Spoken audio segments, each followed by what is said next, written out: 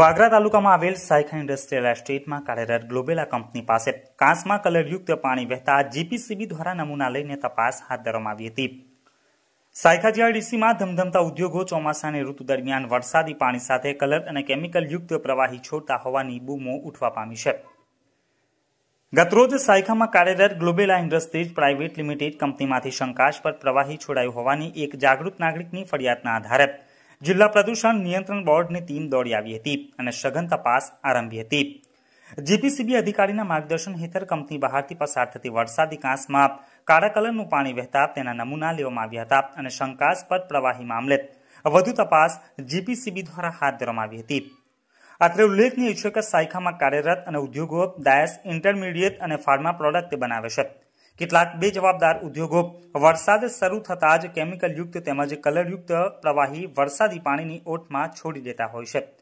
ભૂતકાળમાં જીપીસીબી દ્વારા અનેક ઉદ્યોગોને તાળાબંધી કરવામાં આવી છે, ત્યારે વધુ એક શંકાસ્પદ મામલો સામે આવતા ગતરોજ બપોરે 3 કલાકે જીપીસીબીની ટીમ સ્થળ ઉપર દોડી આવી હતી અને તપાસ હાથ ધરી હતી।